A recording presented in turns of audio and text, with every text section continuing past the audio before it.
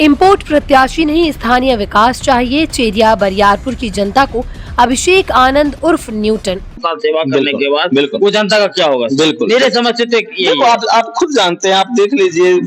मैं यही बोलता हूँ कि यहाँ के कई सुयोग्य 20-20 साल से जो मेहनत कर रहे थे कार्यकर्ता, उनके साथ गद्दारी हुई। मुझे सहानुभूति है उनके साथ, बिल्कुल मुझे सहानुभूति। और मैं कभी भी उन लोगों का विरोध नहीं करता हूं। आप कभी नहीं सुनिएगा कि मैं कैंडिडेट का विरोध ही नहीं करता हूं, व्यक्तिगत विरोध नहीं करता हूं, लेकिन नीतिगत जो गलतियां हुई है उनके पार्टी के द्वारा, उसका विरोध है। और उसका विरोध भी इसलिए है क्योंकि चेरिया बरियारपुर की जनता के साथ बार बार ये छल किया जा रहा है। ये पहली बार भी नहीं हुआ है, पिछली बार भी यही किया गया था।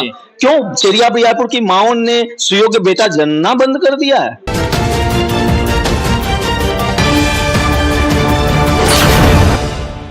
नमस्कार, स्वागत है आपका बेगूसराय न्यूज प्लेटफॉर्म में। मैं हूं आपके साथ खुशी। आइए नजर डालते हैं आज की बड़ी खबर पर। कि लोग पहले ही शुरू हो जाते हैं कि अरे जिनका खाए हैं उनको वोट नहीं देंगे तो किसको वोट देंगे। पहले ही बहुत सारी बातें करते हैं, बहुत पॉजिटिव माहौल लग रहा है, बहुत अच्छा लग रहा है। सर, ऐसा देखा जा रहा है कि नीतीश जी का ये जो जीविका दीदी को 10,000 रुपया का जो ये प्रोत्साहित किया गया है, वह जाति कॉम्बिनेशन को बिहार में तोड़ दिया है।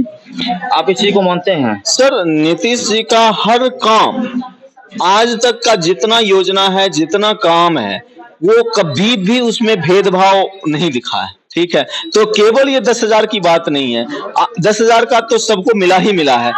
तो जाति कॉम्बिनेशन की जो बात है, क्या कि MY समीकरण और ये सब मैं इसमें बिलीव नहीं करता हूँ। आप बिलीव नहीं करते? मैं तो आपके पास पहली बार आया हूँ, मैं क्षेत्र में घूम रहा हूँ, क्षेत्र में देख रहा हूँ। ये 10,000 जो है ना, वो कुछ विशेष करके जाति कॉम्बिनेशन को तोड़ा है। हाँ, लोगों का कहना है कि चूंकि जो दिया है हम भी उसी को देंगे। अच्छी बात है और सोचना चाहिए। अब आप देखिए कि नीतीश जी तो घोषणा करते ही नहीं है, वो बातों में बिलीव नहीं करते हैं। वो उन्होंने कैबिनेट से जब पास कर दिया तब जाकर करके लोगों को पता चला कि ऐसा आने वाला है, एक समाचार के रूप में। एक समाचार के रूप में। तो नीतीश जी काम करने में विश्वास करते हैं, और अगर उस काम की प्रशंसा जाति से उठ करके लोग कर रहे हैं, विकास को बढ़ चढ़ करके मुद्दा बना रहे हैं, तो ये तो मतलब कि इसका क्या मतलब हुआ? ये दिखलाता है कि बिहार की जनता सजग हो रही है, विकास को मुद्दा बना रही है और उस पर ध्यान दे रही है। सर, आपका मुद्दा क्या होगा? विधानसभा जाइएगा तो आपका मुख्य रूप से 2-3 पॉइंट क्या होगा वो बताइए। देखिए, मैं अगर जीतता हूं और अगर मेरी NDA की सरकार आती है, जो कि होती हुई मुझे दिख रही है, मुझे उसमें कोई भी संकोच बस नहीं है, तो उन दोनों बातों को ध्यान में रखते हुए मैं बहुत सारे गहन मुद्दे हैं जिस पर मैंने अपना फोकस किया है। प्राथमिकता से मैं हर जगह पे बात करता हूं कि डिग्री कॉलेज की कमी है। मैं कई बार बोल चुका हूं, जग जाहिर हो चुका है कि मेरा फोकस शिक्षा पे रहा है, क्योंकि मैं ये भी मानता हूं कि जो शिक्षा होती है ना, वो एक जनरेशन आगे तक प्रभाव डाल देती है। तो अगर वो चीज आज नहीं ठीक हुई तो हम 20 वर्ष बाद तक वो मुझे फंसाती रहेगी। अगर मान लीजिए स्वास्थ्य में कोई प्रॉब्लम है तो आपको प्रभावित कर सकता है, अगले जनरेशन को नहीं करता है। लेकिन जब शिक्षा गड़बड़ हो जाती है तो वो अगले जनरेशन को भी प्रभावित करती है। तो वो दिल से जुड़ा हुआ मुद्दा है। और यहाँ के लोगों की जो डिमांड है, एक और भी मुद्दा है, जैसे कि कांवर झील का मुद्दा है कि कांवर झील में बेहतरीन, वहां पे क्या है कि वहां पे वो समस्या थोड़ी जटिल है, जितना मैं अभी तक उसका अध्ययन किया हूँ। वो तो सर रोकना चाहते हैं। वो तो आपने नॉमिनेशन के समय में ही मीडिया को प्रेस ब्रीफ में बताया था कि मैं विधानसभा जाऊंगा, मुझे मुख्यमंत्री के सामने पैर पकड़ना पड़े, रोना पड़े, मैं इस मुद्दे को सबसे पहले उठाऊंगा। जी, मुद्दे उठाऊंगा। और मतलब उसमें यह है कि जटिलता जो है, देखिए, एक होता है सरकारी जटिलता तो मैं बिल्कुल सॉल्व कर लूंगा, लेकिन एक हमारे सामाजिक लेवल पर भी जटिलताएं हैं उसमें, क्योंकि जो अलग अलग ग्रुप के लोग हैं उनका इंटरेस्ट कांवर झील को लेकर करके अलग अलग तरह का, जैसे कि मान लीजिए कि एक वर्ग है जिसकी मत्स्य पालन जीविका वहां से चलती है, तो उनका इंटरेस्ट बिल्कुल अलग है। कुछ लोग हैं जो खेती बाड़ी से जुड़े हुए हैं, जमीन जायदाद से जुड़े हुए हैं, उनका इंटरेस्ट ग्रुप बिल्कुल अलग है। तो अगर मैंने सब लोगों को सम्मिलित करके पहले यह नहीं तय कर लिया कि इसका सही सॉल्यूशन क्या है और सीधे सीधे सॉल्यूशन लाने चले गए तो गलत हो जाएगा। तो मैं बहुत प्रयास करूंगा कि पहले सब लोगों को बैठा करके पब्लिक ओपिनियन के मुताबिक इस मामले में कि एटलीस्ट इस मामले में एटलीस्ट कि हमको पता चलना चाहिए कि ये सॉल्यूशन सर्वमान्य नहीं तो बहुमान्य होगा। ठीक है, सर्वमान्य तो मान लीजिए एक आदमी नहीं मान रहा तो कोई बात नहीं, लेकिन बहुमान्य होना चाहिए। दो मुद्दा तो सर आपने बताया, तीसरा मुद्दा एक जैसे तीसरे मुद्दे की बात करिएगा तो इस क्षेत्र में जहां जहां जाता हूं, पिछले 5 सालों में सड़कों पे थोड़ा कम ध्यान दिया गया है और उसी से जुड़ा हुआ एक मुद्दा है जल जमाव का, जी, जो कि विस्तृत रूप से क्षेत्र के हर प्रखंड में कहीं न कहीं प्रभावित करता है।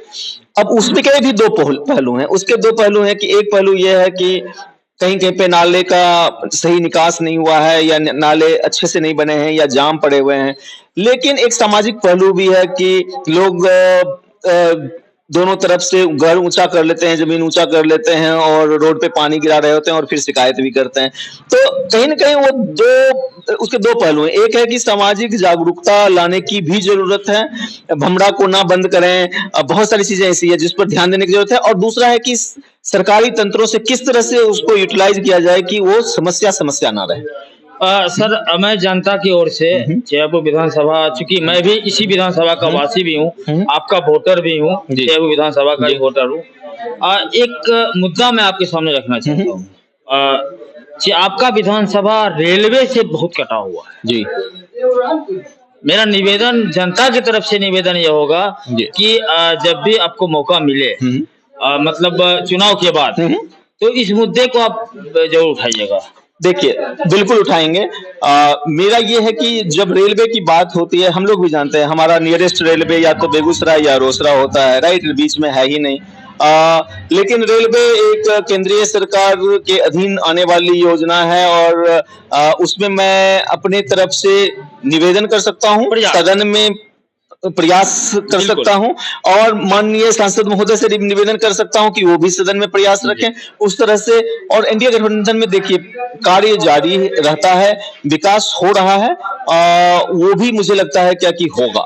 लेकिन समय की भी बात है, लोग की अपेक्षाएं थोड़ी ज्यादा होती है कि जल्द से जल्द ये काम हो। वो तो एक के बाद एक अपेक्षा बढ़ती रहती है। तो प्रयास जरूर रहेगा क्योंकि इन चीजों का, ये समस्याओं का भोगी भी मैं भी हूँ। जी सर, सबसे बड़ी बात है अभी चुनाव का समय है और अपनी व्यस्तता है, ज्यादा समय हम नहीं लेंगे। आज एनडीए का कार्यकर्ता सम्मेलन था। सांसद महोदय का जिस तरह से आपको साथ मिला, जी ठीक, जिस तरीका से एनडीए के सारे घटक दल का आज आपको आशीर्वाद मिला, उसको सर किस रूप में देखते हैं? नहीं, बहुत अच्छा लगा और मुझे पूरी उम्मीद थी कि ऐसा होगा। और क्योंकि मैं सांसद महोदय से आज पहली बार नहीं मिल रहा था, मैं सांसद महोदय से मुझे लगता है कि 8वीं 10वीं बार मिल रहा हूँ। नॉट इन लाइक केवल स्टेज पे नहीं, केवल मंचों पे नहीं, मैं उनके आवास पे मिला हूँ, मैं उनके दिल्ली में उनके आवास पे मिला हूँ, कई बार कुछ जनता का काम लेकर के गया हूँ और मुझे कभी निराश होकर के नहीं लौटना पड़ा। जब जब गया हूँ मेरा काम हुआ है। बहुत ही रिस्पेक्ट है उनके लिए। एनडीए का सर एक कदम पे खड़ा होना, जी, महागठबंधन में आपसी फूट, ये तो आपके लिए पॉजिटिव समाचार है। बिल्कुल, बहुत अच्छा है और एनडीए इस बार संकल्पित है। केवल भाजपा की बात नहीं कर रहा हूं मैं, यहाँ पे आप देखिए तो हम का भी एक एक कार्यकर्ता, रालोमो का एक एक कार्यकर्ता, हमारे चिराग पासवान जी का एक एक कार्यकर्ता, सभी लोग, जदयू तो है ही है, ये सभी लोग संकल्पित हैं और हर हाल में बूथ स्तर पे काम हो रहा है। आज भी जो हम डिस्कशन किए हैं उसमें बृहद रूप से प्लानिंग बनाई गई है कि किस तरह से आगे का कार्यभार होगा, क्योंकि 10 दिन का समय है, 12 दिन का समय है। देखिए, एक प्रत्याशी अपने आप में कुछ भी नहीं है, जन समर्थन, जन प्यार और कार्यकर्ताओं का उत्साह, यही तो प्रत्याशी को हीरो बनाता है। बिल्कुल, तो बहुत आभारी हूँ, बहुत अच्छा लग रहा है। सर, आप अभी चूंकि चुनाव का समय है, चुनाव के लिए अपने क्षेत्र की जनता से क्या आह्वान करना चाहते हैं? मैं यही कहूंगा चिड़िया बरियारपुर के जनता मालिकों की, देखिए आपके सामने एक युवा चेहरा खड़ा है। आप लोग डिमांड करते रहते हैं कि युवा को मौका दीजिए, युवा को मौका दीजिए। जब आज है तो आपके पास बरगलाने वाले लोग आएंगे, वो सब कुछ देखने को मिलेगा जो चुनाव में मिलता है। कुछ लोग जिनकी जेबें गर्म हो जाएंगी, वो कुछ आपको उल्टी सीधी बातें पढ़ाने आएंगे। वही जो आज तक किसी का बहुत विरोध कर रहे थे, अचानक उनके लिए मीठी मीठी बातें करने लगेंगे, तो आप खुद समझदार हैं, आप समझ जाना, उनकी बातें सुन लेना, लेकिन ध्यान रहे कि क्षेत्रीय को चुनिए, शिक्षित को चुनिए, युवा को चुनिए और सुयोग्य व्यक्ति को चुनिए। और देखिए, मैं बार बार बोलता हूं, कई बार मैं बोल चुका हूं पहले भी, कि अगर भारत में इटली इंपोर्टेड प्रधानमंत्री आपको स्वीकार नहीं है, तो चेरिया बरियारपुर की जनता को चेरिया बरियारपुर में झारखंड इंपोर्टेड विधायक भी स्वीकार नहीं होगा।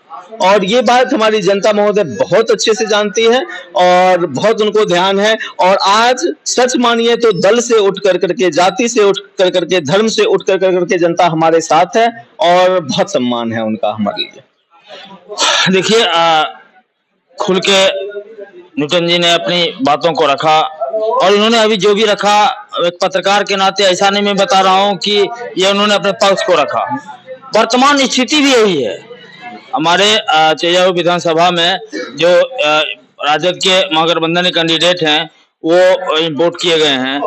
कार्यकर्ता पार्टी, वो पार्टी जिस पार्टी को लोग वोट देने के लिए कर रहे हैं, वह पार्टी जब अपने कार्यकर्ता का नहीं हुआ 5 साल 10 साल सेवा करने के बाद, वो जनता का क्या होगा? बिल्कुल, मेरे समझ से तो यही है। आप खुद जानते हैं, आप देख लीजिए।